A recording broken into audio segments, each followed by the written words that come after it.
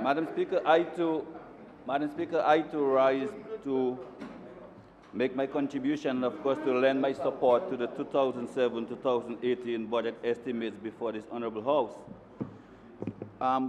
Before I begin, Madam Speaker, permit me, of course, to reach out to all my constituents, also my two greatest fans, my dad and my sister, who I'm sure are listening and watching via Channel 7 GIS. Also, my members of my constituency association, who I'm sure have been waiting wholly to listen to my presentation. Madam Speaker, in addition, it would be remiss of me if, as the Minister of Health, I did not also reach out and ask this Honourable House, this Honourable Parliament, to also reach out in prayers and thoughts, Madam Speaker, to the family and friends and also constituents of the Honourable Ivor Stevenson, the Member of Parliament for the Grantham constituency, who happens also to be the Parliamentary Secretary in the Ministry of Health and Environment, who I like to call my level-headed deputy.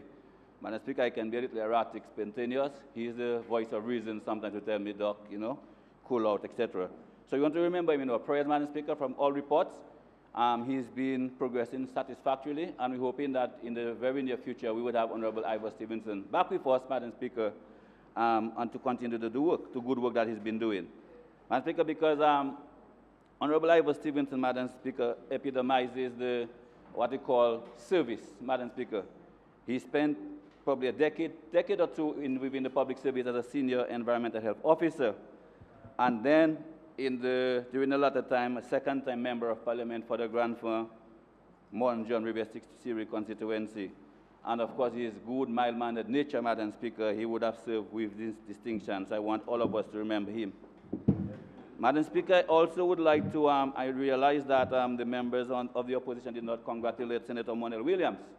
I realize that she's been missing from the House for a couple sittings. I was reliably informed, I can say it in public, by, of course, her colleague on the West Coast, Honourable Sparks, that she gave birth to a beautiful baby boy. So I want to congratulate her, Madam Speaker. I think this merits some congratulations. Although this seems to have been the best-kept secret from the Parliament, but I was reliably informed that she gave birth to a beautiful baby boy, so congratulations. And also, Madam Speaker, want to congratulate the speakers before me. Such wonderful presentation. And in particular, Senator Tong, I realize the member for Rosa Central, he moved out. Rosa Central, Honourable Senator Robert Tong, Madam Speaker, spoke like a boss in local parlance. And clearly, Madam Speaker, he runs things in the capital city of Rosa Central, Honourable Tong. Yeah. So I'm sure you're listening, Honourable Tong, you run things, Rosa is yours. Madam Speaker, to get into the discussion, the budget discussion, I would, of course, like to congratulate the Minister of Finance and his staff for such a comprehensive budget. More has been said before it. I'm not going to repeat what has been said, the people's budget. And with a decrease in taxes, Madam Speaker, decrease in the tax threshold that Senator Francine Barron just spoke about, accentuation, Madam Speaker, of the social programs. And especially, Madam Speaker, it's important, this needs to be underscored in the post-Erica period. And while not wanting to abuse the term Tropical Storm Erica, Madam Speaker, we have to understand, as I've said many times before, at many different fora, that Tropical Storm Erica did happen, and it did leave us $1.4 billion EC dollars in debt.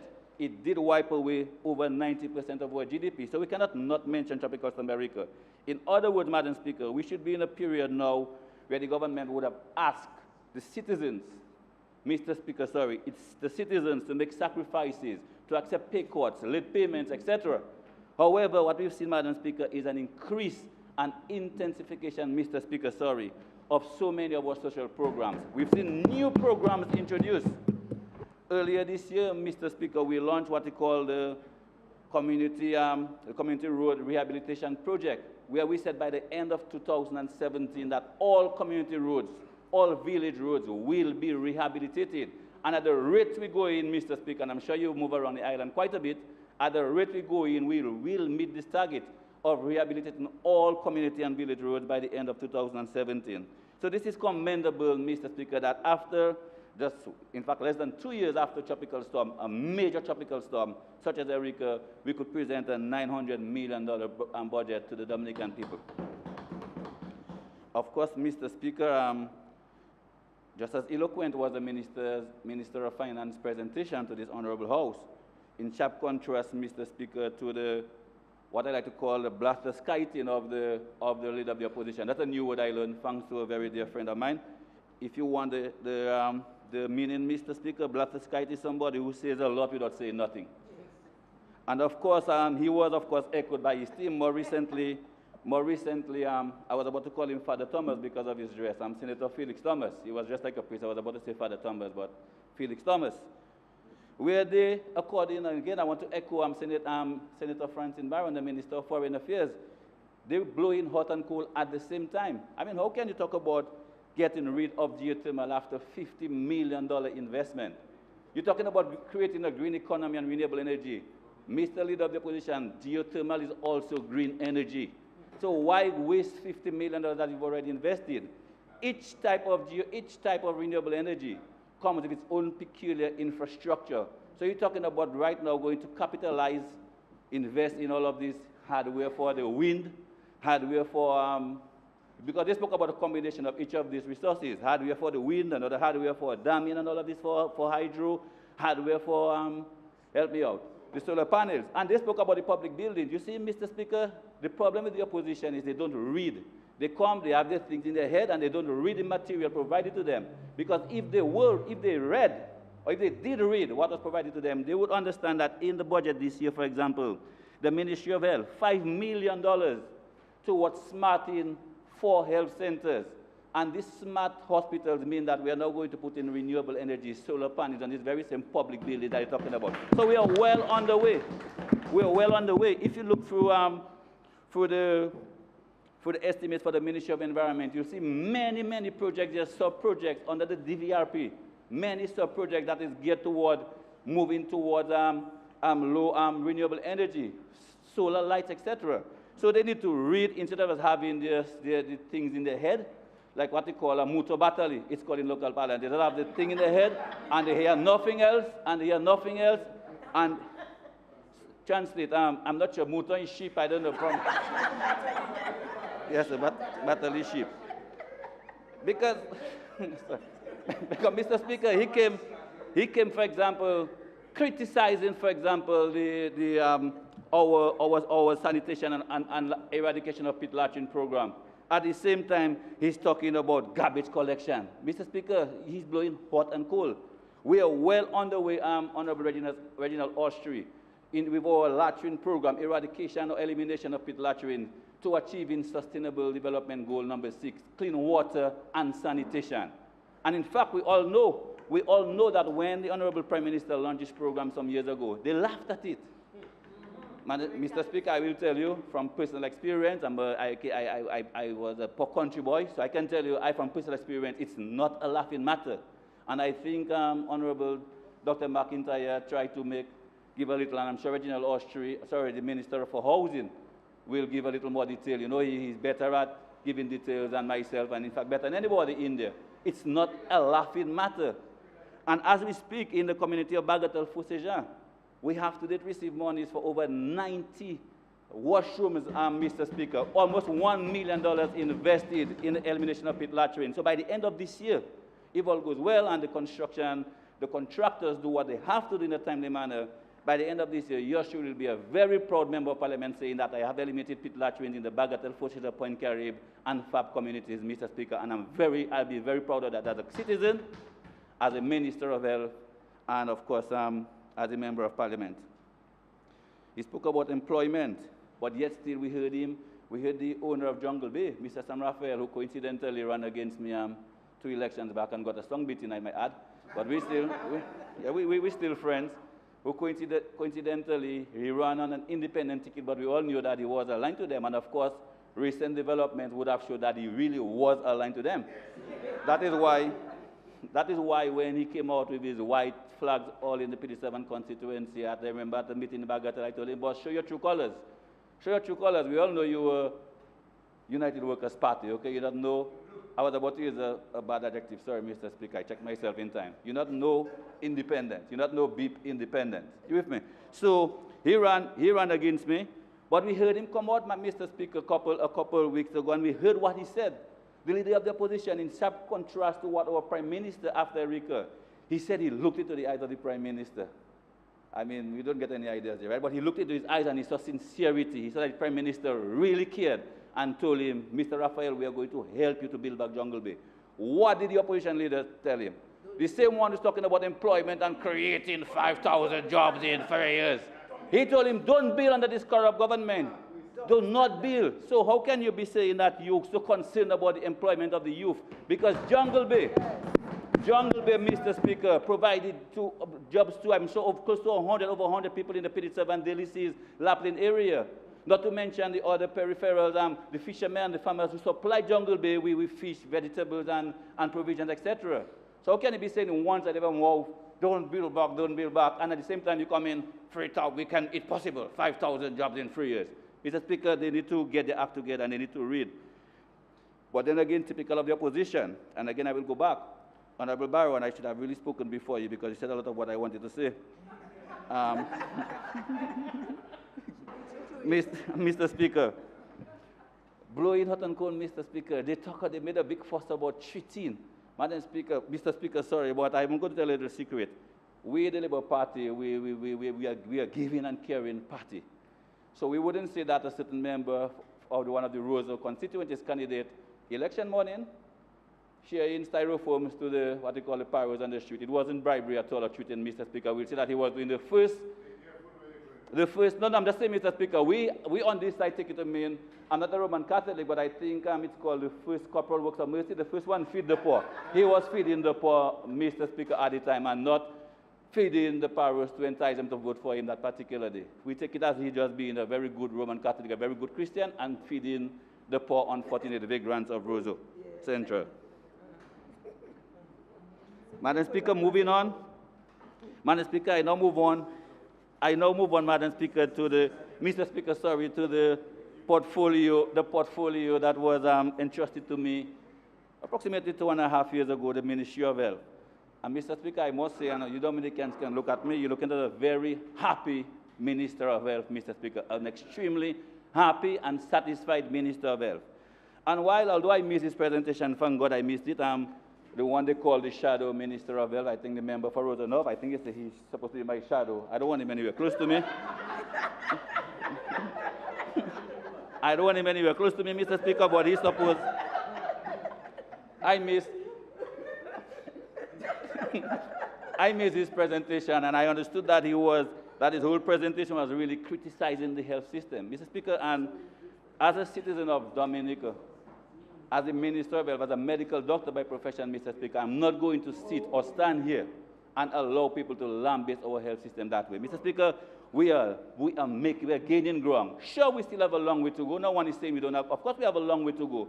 But I think it's incomprehensible, Mr. Speaker, that someone who call themselves, and they call themselves patriots, if they could wear T-shirts saying patriots every day, they would. Patriots, we love Dominica. And you go about lambasting a system that way. We are making ground, Mr. Speaker, and I'm very proud of where we are right now as a Ministry of Health. And I'll tell you why. Just to read this 2017-18 report that was prepared for me, Mr. Speaker, and if you may allow me to read to the Honourable House. No, I'm not going to read the whole report. It's okay. I'm not like you guys. If you realize, I hardly check the notes. Like many other Caribbean countries, hypertension and diabetes, what we call chronic non-communicable disease, part of it, contribute significantly to the burden of disease in Dominica. These two conditions combined account for 98% of all visits to the primary healthcare system. Yet, it should be noted that these two conditions are no longer the #1 cause of death in Dominica. These two conditions are no longer the #1 cause of death in Dominica. Contrary to, when contrasted to the World Health Organization figures, where they still tell you that this diabetes and hypertension or complications of this disease kill millions and billions of people across the world every year, Mr. Speaker. They are no longer. Why? Because of the fantastic job we are doing at the primary health care level and, of course, at the secondary care level. Number two, Mr. Speaker, just giving you a few of the gains we've had. In the past few years, Dominica has experienced several communicable disease outbreaks, namely chikungunya, Zika, etc. All these outbreaks, and we're talking about reports from PAHO, all these outbreaks were detected through our surveillance system, a system that is now used as the model system in the Caribbean, Mr. Speaker. You're listening to me, Mr. Speaker.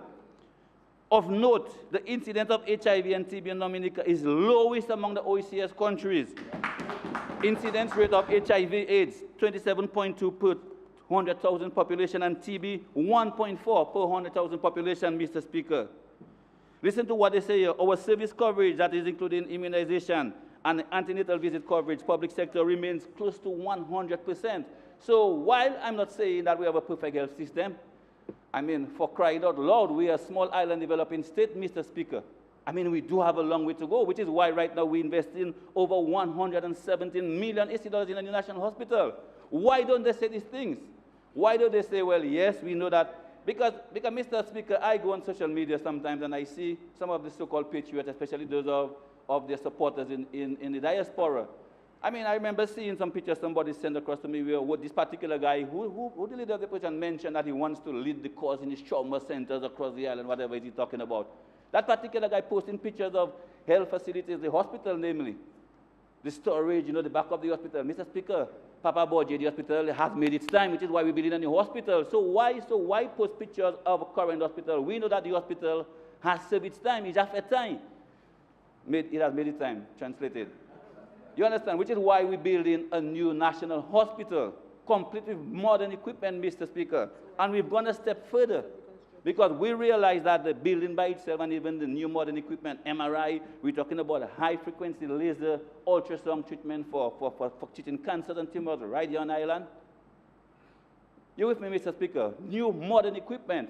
And we've already decided at the Ministry of Health and at the cabinet level that whatever equipment the project does not come with, that is befitting to a modern facility, that we will procure it from.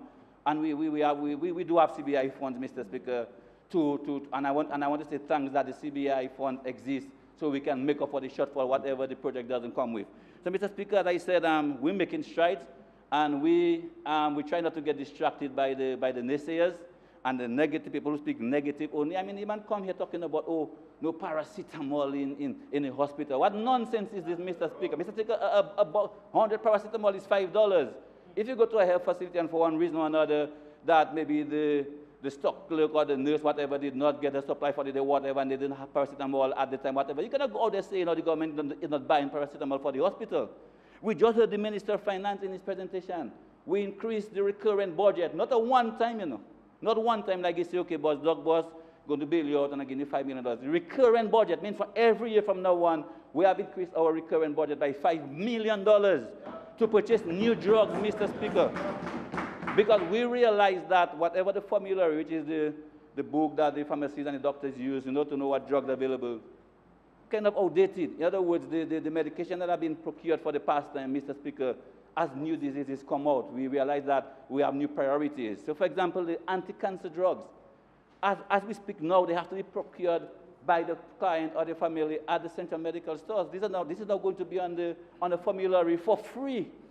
Drugs to treat the eye drops for glaucoma, eye drops, etc., which although $60 a bottle, but a lot of our folks, especially the elderly folks, our senior citizens, they cannot afford these things, Mr. Speaker. $5 million every year. Mr. Speaker, this is significant. So when you come here talking your beatties, sorry, Mr. Speaker, I'm from Petit Servant, so I like my little partner now and then, you're nonsense. Okay, you're nonsense talking about, oh, the hospital, the paracetamol, whatever, talking about this rubbish childhood playground. Read the material provided to you, read the budget, and then let's discuss. Fine, that's in there. Let us see what else should be in there. Okay, but you don't come there to blast in the health system like it's the worst in the world. I mean, Dr. Mark, the Minister of plenty things, the Minister of plenty things, and planning, etc. Economic planning and some other portfolios I can't remember. Mr. Speaker, he made reference recently to a constituent of mine. I don't know if he made reference to that same person, but a constituent of mine who had probably like multiple fractures of both lower limbs, upper arms. We're getting ready to fly across to Martinique, I know she's not a minister, contrary to what they say, is minister alone that we fly over. Mr. Speaker, as a Minister of Health, my 3 years so far, 2.5 years, anybody who cannot be treated here, okay, we make provisions. I have witnessed the National Bank open, the Prime Minister, Minister of Finance, asked them that they be open on a Saturday morning to facilitate people to fly over, Mr. Speaker. Non-ministers. Not ministers. So that nonsense and that thing that they have going on, the ministers, before they fall sick, they fly over, Mr. Speaker. Okay, this is just not true. So this particular patient, Mr. Speaker, multiple fractures, they were making arrangements to fly over. One of our very own doctors decided, no, we can do this here. And the young lady was very happy to be here, because first and foremost, she would have to spend months over in Martinique, which is going to, increase the cost. Every day she's spending in hospital is going to be a cost to the government of Dominica. And of course, she being a supporter of ours, she was very, what's the word I'm trying to use? Sympathetic, and she felt a little to the government, so she decided, no, let me stay here. I'm going to be here with my family. And the young lady recovering fine. And she said, I want to be a witness. I want to testify when people talk in their beaties, nonsense, sorry, about the government, about the health system, to prove them wrong, because here I am, where I had this very surgery done right there in Dominica. Talk about the gains. Talk about the gains. Talk about a few years ago, we had no intensive care, where many people maybe would have died. You're with me. Talk about the gains, and then let's talk. Let's see what else we can do. You're with me, but you don't come there trying to give the world, well, I guess your own shadow minister, you call yourself, talk about, like nothing, like we have the worst health system. Just recently, Mr. Speaker, we had a cadre of Barbadian nurses who spent, I think, a couple of weeks here, Barbadian nurses, to study our primary healthcare system. So while really it's not what it used to be in the glory days, we still have a very effective primary healthcare system. And the report I just read proves that.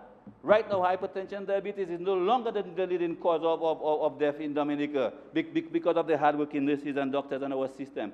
So yes, Mr. Speaker, we have a long way to go. But I'm not going to stand here rather, and allow some, shadow, whatever they call him, to come here and talk his nonsense. You know I will answer him. So we spoke about the new national hospital, a gift from the People's Republic of China, and I really want to take this opportunity, like I've done many times before, to thank the government and people of the People's Republic of China for this wonderful gift.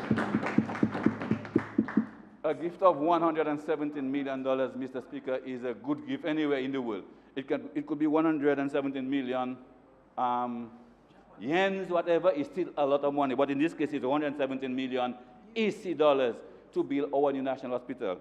And those of you listening, those of you here, because I realize, Mr. Speaker, because listening to the opposition, I realize they don't go anywhere. Anywhere something could happen, they don't go. They don't go, because when you hear the member for Rosa Stuff talk about like nothing is happening in sports, Mr. Speaker. I mean, and somebody tell me he's always in my constituency. I don't know what divine revelation he thinks he has up there.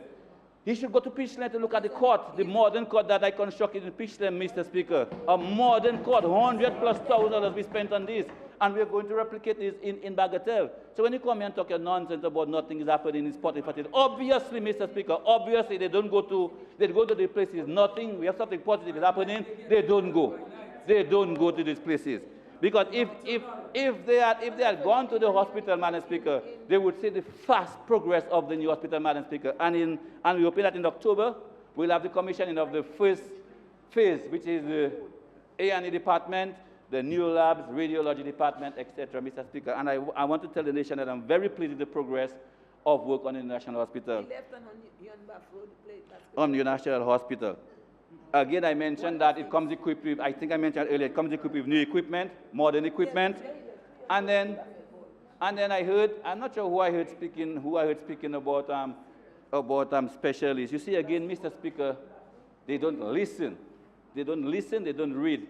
Because in many fora before this one, Mr. Speaker, I would have mentioned, as we speak, that we have dozens or more of sons and daughters, Dominicans, specializing overseas.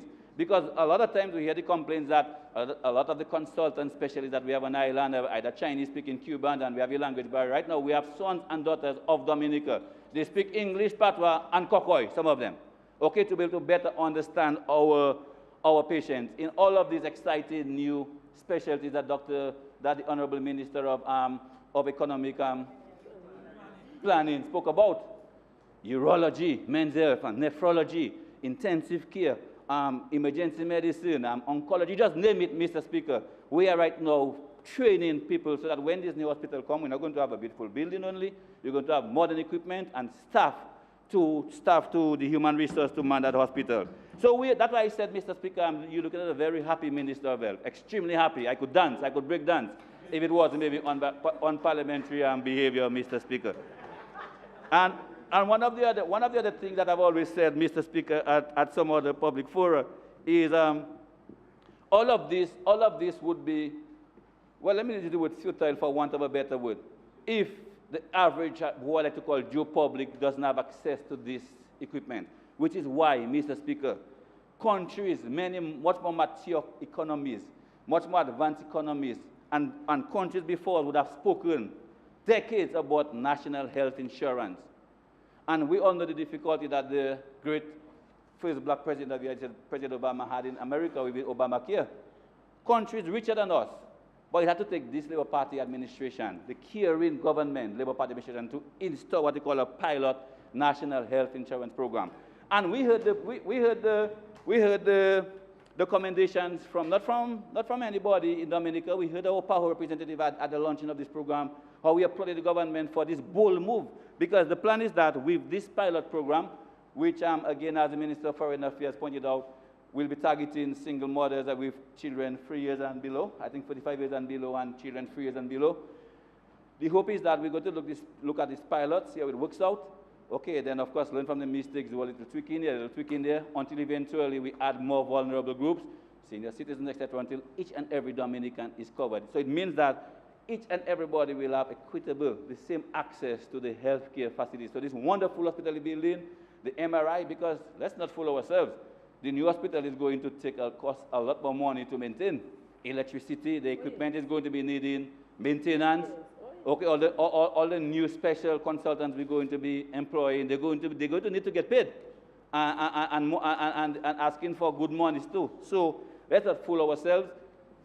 All of this is going to cost money. So we want to right now put something in place that each and every Dominican. I know, Mr. Speaker, people like you maybe have multi-million-dollar or billion-dollar health insurance, so you know it'll take care of itself. But the majority of Dominicans, Mr. Speaker, cannot afford the conventional health insurance, which is why the aim is now to develop this pilot program into what they call a national health insurance plan. And we're well underway, and from all reports, this plan is working perfect. That's just page one I finished with. Oh, I'm talking a lot. Yeah. Mr. Speaker, in addition to the new national hospital, in this financial year, in fact, when I look at the Ministry of Health and budget estimate, I would say that we are the Ministry of Public Works, the number of infrastructural projects that we have carried for this year. 4 new health centers, in fact 5, 1, 2, 3, 4, 5 new health centers we are going to build. What is begin to construct in this new financial year, Mr. Speaker. Because, of course, we know the home of the greatest Prime Minister that ever walked the shores of Dominica, the Honourable Dr. And of course, it's been a year or so that we've had it on the cards, so I need to ensure that I deliver to the Honourable Prime Minister his new health centre this year. In Newtown, and of course, it's also a controversial topic I'll come to in a while. Somebody just handed me some comment by one of the self-acclaimed really leaders of one of these unions, where she says that we are taking her auditorium to put a health center. Just to let her know that she doesn't have an auditorium, Mr. Speaker. We know that a year or so ago that the old Newtown Health Center, which really was a building that was being leased from the Roman Catholic Church. But of course, these buildings would have made their time, Mr. Speaker. They're very old. They would have made their time. So we now have to move now the services for health reasons to the Roseau Health Center. But given the large catchment area, Roseau Central and all of this, and the Roseau South area, Mr. Speaker, is a very largely populated area.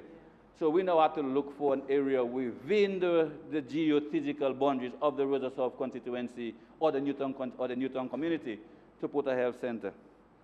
Of course, we looked at a number of potential sites, and then our teams went out there, and the reports, when they came back to us, suggested to us that the old Newtown school, mark my words, the old Newtown school, meaning the school that used to house the Newtown primary school before, okay, with some remodeling, demolition, okay, we could convert it into a good more into a good health facility. Because this provoked more discussion about, oh, health center close to children and infection, blah, blah, blah. Mr. Speaker, the people need to remember that. I mean, when that, you see, it's again the MO. You know where these things are coming from, where they're being fed from. The same old rhetoric. The original health center was also close to a preschool for many years, for decades. Mr. Speaker, the Roseau Health Center in the Gardens is close to two schools, the Convent High School and also the Convent Preparatory. And also in the middle of a botanical gardens, Mr. Speaker, where people go through, lovers walk through up and down and all hours of the day, Mr. Speaker. Okay, so they're not trying to use the issue that, oh, it's close to a primary school. And what hurt me the most, or not angered me rather the most, was I wouldn't say the heights. What is the opposite of height? Help me out. The depth that some people will go, Mr. Speaker, okay, to try to make their point, okay, for selfish reasons. Where they penned the letter, and they had about 25 or so, apparently, toddlers, maybe little primary school children, sign it, talking some nonsense about how they're going to be feeling threatened by being touched by people, by people visiting the health center. And I mean, education officials and community leaders put their signature to this letter, Mr. Speaker. What are you trying to say? That the people who visit the health center are pedophiles?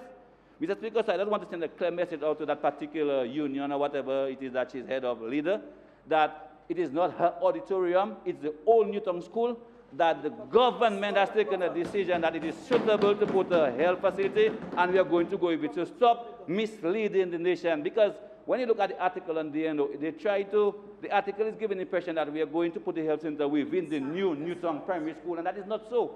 We have identified the old building, which we're going to remodify. Of course, we'll put security walls, etc., Mr. Speaker, to protect, of course, to demarcate the two. But that doesn't mean they cannot coexist. So I really want to reach out. I really want to send a clear message to whoever he, she, okay, that please, okay, we're going to go ahead with it, whether you like it or not. It's not the auditorium. This is the property of the government of Dominica. And we've decided, the experts have told us that it is suitable to house a health center, and we're going to go ahead with it. Health center in Corleho, and the Member of Parliament, Minister of Social Services, spoke to it, and she thanked me. Belleville-Chopin, which is, of course, closer to home, of course, part of the constituency. Because we realize that with the influx of residents to Belleville-Chopin, Mr. Speaker, that the little building that currently houses the Belleville-Chopin Health Center is not adequate for the 800 to 1,000 people, coming in from Petit Savan. And we've been told, of course, that maybe as early as January, February next year, the first set of residents will be moved. Anzime, Minister, a new health center in Anzime. In addition, we are going to upgrade, and I mean, so that is why I hear all of them, Mr. Speaker. I mean, you know, to you, Mempuel, sorry, they're all the same, talking the nonsense, huh? Sorry, all the members, Mr. Speaker. I mean, all of them speak because all of them speak the same rubbish. All of them speak the same rubbish. I mean, if leader boys are talking about he's going to be led by a great, Madam Speaker. Catch my breath. So,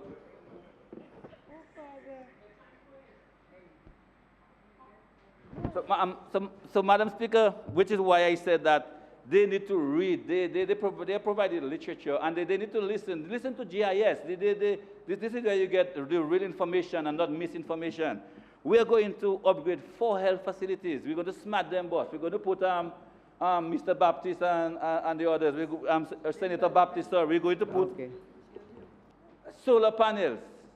The renewable energy, talking about the public buildings, this is what's going to happen. The new hospital, we're going to have an amount of energy, of our power from solar. Okay, so please educate yourself, you know, and inform yourself before you come and making all of this.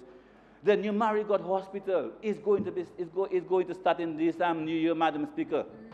The much talked about Marigot Hospital. And you see, Madam Speaker, this is why sometimes, I mean, the leader of the opposition, the member for Marigot, needs to be honest with him, to himself and the Dominicans. He came there talking. He made so much noise. They had candlelight vigil in Marigot about the National Hospital. Now, he came there. He did not tell the nation that he was in a meeting with myself as a minister, called him to a meeting together with all the member of parliaments for the Marigot Health District catchment area, to include the member, Kalinago Minister, Honourable Rosen Paul, Senator Baptist, Ezekiel Baptist, the Member of Parliament for Wesley, and himself. We had a very nice meeting, a bit 2-3 hours meeting in the conference room of the Ministry of Health. They were even given snacks afterwards, Madam Speaker. We socialized for 5 minutes afterwards. That's the first time I saw him smile. And he even promised, he even committed, Honourable Minister Kalinago Affairs is there, he even committed into, he going back to Marigot to placate the people and tell them the Ministry of Health has everything under control.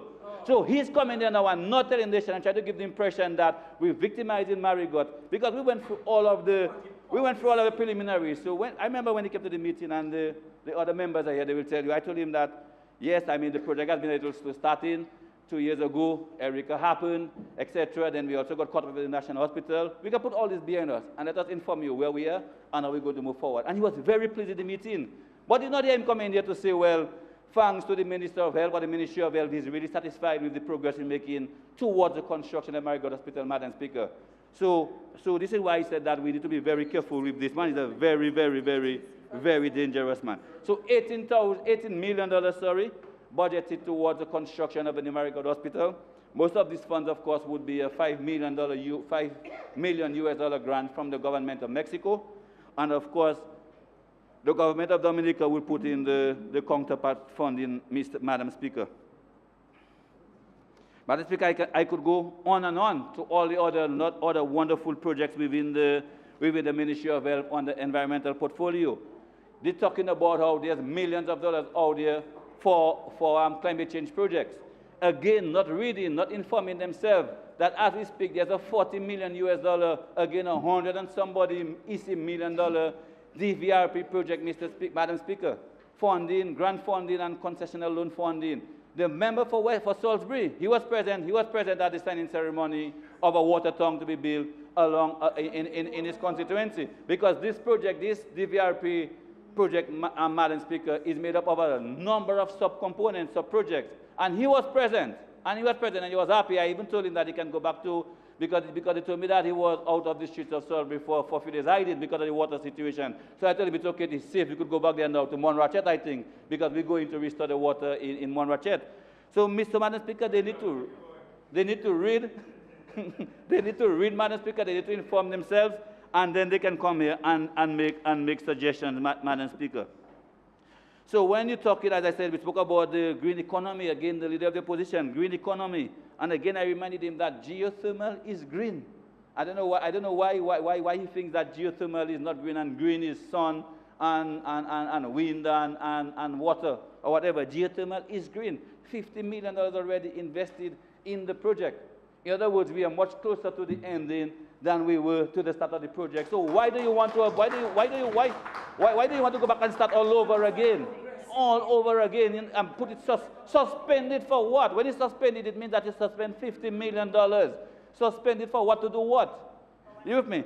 So, but we are well on the way, Madam Speaker, and again, the Minister of Foreign Affairs articulated very well, Madam Speaker, that we are well on the way to, and Madam Speaker, and the good thing about this geothermal is not only will we have enough for ourselves, but because Dominica is so blessed, we also have the potential to sell foreign income, Madam Speaker, to sell to Martinique and Guadeloupe. The exports have told us that we have enough to sell overseas, Madam Speaker. Madam Speaker, I now want to take the remainder of my time to just speak about my constituency. Again, like I said earlier, you look at a very happy Minister of Health. You also look at a very elated Member of Parliament for the PD7 constituency, Madam Speaker. And I will tell you why. So while, Madam Speaker, we know that approximately 2 years ago, Tropical Storm Erica dealt us a serious blow.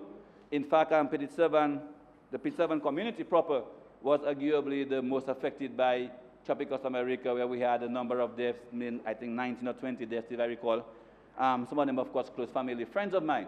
While he dealt us a serious blow, Madam Speaker, as a Member of Parliament, I can tell you that I am very, Madam Speaker, very, very, very satisfied with the government's response to my people post-Tropical Storm Erica.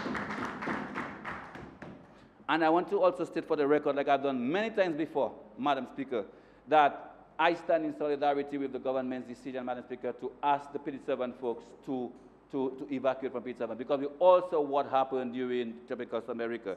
So while one, two of them, again, will go back to the community talking the nonsense, Madam Speaker, I stand resolute and in solidarity with the government decision. And I've said before, and I make no apologies for that, that whoever wants to go back to PD7, they're free to go back. There are no barriers, no, it's not a crime, however, but that they go there at their own risk. Because not only the government asks you to evacuate, we're also providing, in the meantime, temporary housing, where we pay the rent, displacement allowance. You heard the millions of dollars that have been spent on the PD7 people so far.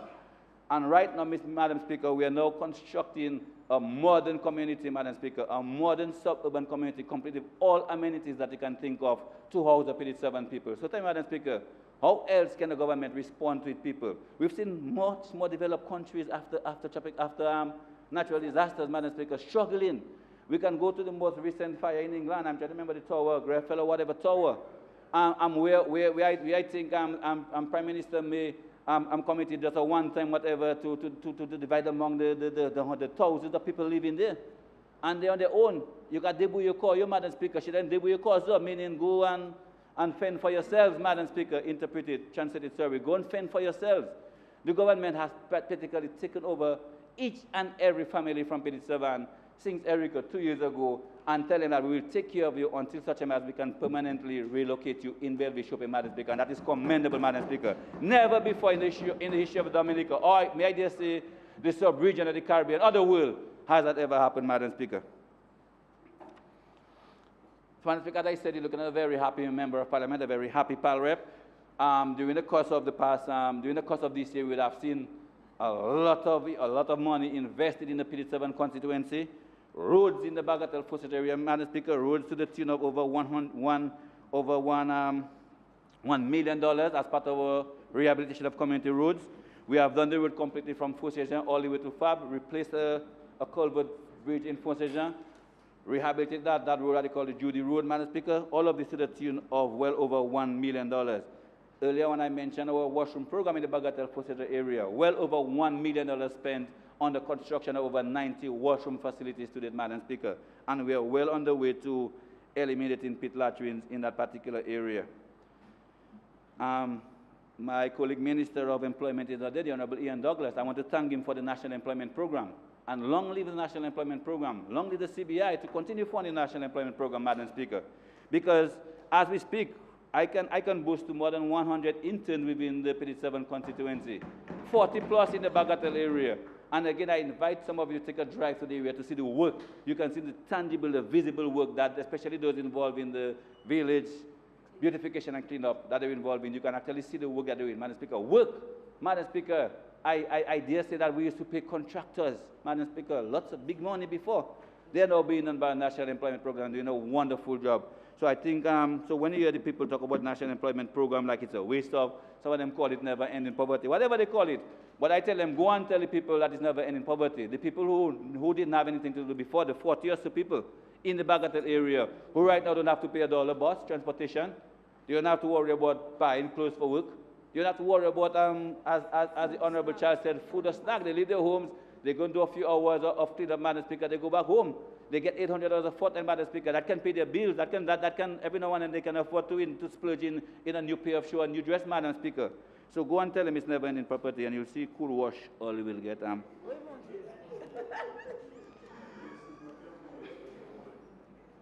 Madam Speaker, again, Madam Speaker, and apart from the $100+ million project, Madam Speaker, which is what the PD7 resettlement is going to cost us, Madam Speaker. And again, the wonderful thing about this, Madam Speaker, is that we don't have to come up front with just $1, Madam Speaker. All of this is being funded under the Citizenship via Investment Program. Because where else, Madam Speaker, would the government get that type of money up front to relocate people, Madam Speaker, more than 800 or so, almost 300 families, Madam Speaker, to the tune of over $100 million. A modern suburban town, completely playing field, basketball court, children's playground, a mini mall. I think on the plan it's called a commercial center. The Bellevue committee called it a mini mall, farmers market, community center, you just name it, Madam Speaker, all of these amenities.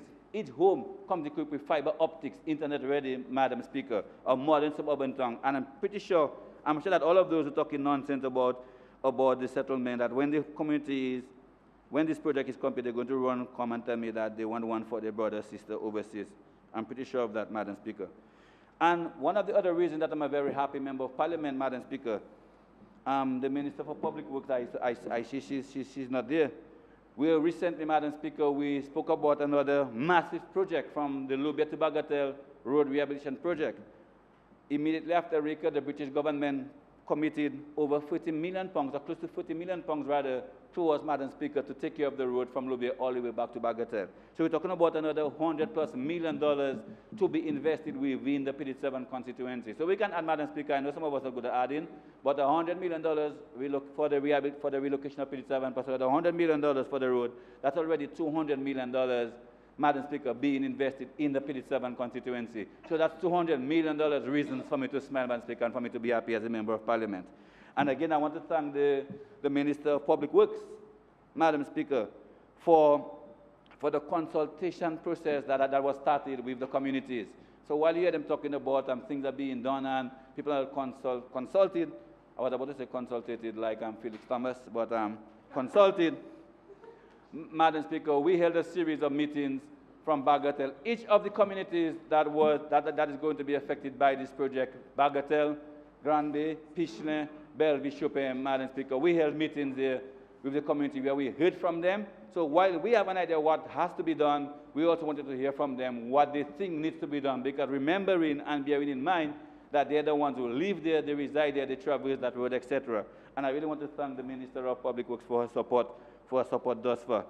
Pichelin, Madam Speaker, what can I say about Pichelin? Pichelin boasts I know my colleague, one of my colleagues, don't like here that the most modern court in Dominica, Madam Speaker, complete with a large, massive outdoor, Madam Speaker, scoring board. And I want to congratulate the Falcon Sports Group, Madam Speaker, for making it to the finals last year. And when we hear the opposition talking about we do war with young people, blah, blah, blah, blah, blah, Madam Speaker, because of this court, Madam Speaker, and the interest that this court has put, especially in the youngsters of the community, this year, Minister of Sports, we saw 6 young people from Pichelin, Madam Speaker, representing Dominica in the Windward Island sports games. 6 young people from the small community of Pichelin. And this is the reason I said that because of the investment in the court, the young people take pride in the court. In fact, they went to the court probably more than the grown-ups.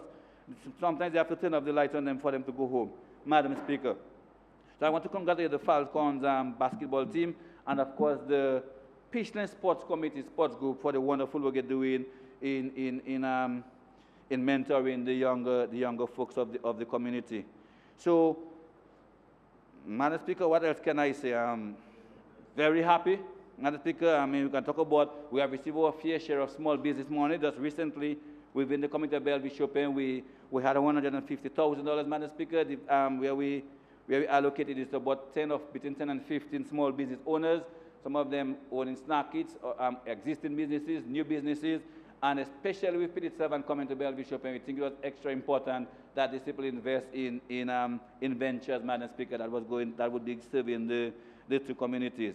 At recent town hall meetings, we would have heard a number of commitments being made to continue the small business in the other communities and also to housing in the other areas. And one of the things that I want to say, Madam Speaker, before I end, I really want to thank the Bolivarian Republic of Venezuela, Madam Speaker, for their response to my constituents post-tropical America in the construction of the 50 petrocasas that are now currently housing the DB community. And all of this, Madam Speaker, the houses have been allocated to these people, to the residents of Dubic, without $1, Madam Speaker, not $1. In fact, Madam Speaker, people who didn't own homes before, because of the extended families living under one roof, they were separated and given independent and allocated homes. And from all reports, Madam Speaker, we're in the process of doing the roads and some retaining walls. From all reports, Madam Speaker, they're very satisfied. And I have no doubt, Madam Speaker, that the commitment towards this Labour Party administration will continue when the bell is sounded. And I want to send a warning, Madam Speaker, to the leader of the opposition, because sometimes you almost get the feeling that they're almost like to rejoice and celebrate because of the misfortunes or what is going on in Venezuela, Madam Speaker. You get that impression from them, that they're happy just because of our close relations to Venezuela. They're happy that this is going on in Venezuela. Madam Speaker, we are not, and we want to let the people of Venezuela know, like we've done many times, we are not fair-weather friends. We don't jump from people to people because of what they can give at the time. We stand strong with our friends and we pray, Madam Speaker. We pray, Madam Speaker, we pray every day. We pray every day, Madam Speaker, that the socio-political, economic stability of Venezuela will be restored in the quickest possible time. And we're really hoping that, and we should not forget, and I think this is what I want to get across to the leader of the opposition. We should not forget CR2CAN, right, Ian? In case, Madam Speaker, in case that he becomes the leader someday, by some miracle, aberration of whatever, Madam Speaker, or of logic, he becomes the Prime Minister. These are the same government that he's going to deal with. So he cannot be appearing to rejoice at the demise of another sovereign state, Madam Speaker, because we cannot forget the tremendous part they played in our development, education, infrastructure, housing, etc., Madam Speaker. And I want to wish the people of Venezuela well. So, Madam Speaker, with these few words, I think, let me just say, if I've missed anything, with these few words, Madam Speaker, I just want to recommit myself, okay, to the task ahead. To the task ahead, Madam Speaker. It has been a little tough going as the Minister of Health and of course the Member of Parliament, especially post-tropical America. And I really want to reach out to all my constituents and all of those who really lend support to me, my cabinet colleagues, for your unwavering support and understanding, especially at times when they feel that all the attention would have been given to P7 constituency, P7 proper, etc. But of course, understanding that P7 constituency was dealt a serious blow by tropical America. So I really want to thank them for the patience. The Minister of Finance, how can I thank you for your commitment into restoring some sort of decency and normalcy to the P7 people? If you hear my voice go down a bit, Madam Speaker, it's because I'm a little sad sometimes when I remember tropical America, a little emotional. So, Madam Speaker, I just want to say that I wholeheartedly support this budget. I mean, with all of the wonderful things that we see happening in this budget, and again, the Minister of Finance spoke about it, the increased tax threshold, and we talk about initiatives, concessions for people trying to develop the two main tongues, that is the Capital Roseau and Portsmouth. We talk about new initiatives in education to people who wanting to pursue a second degree. Who cannot support this budget but the few members on the opposition, Madam Speaker. I thank you very much.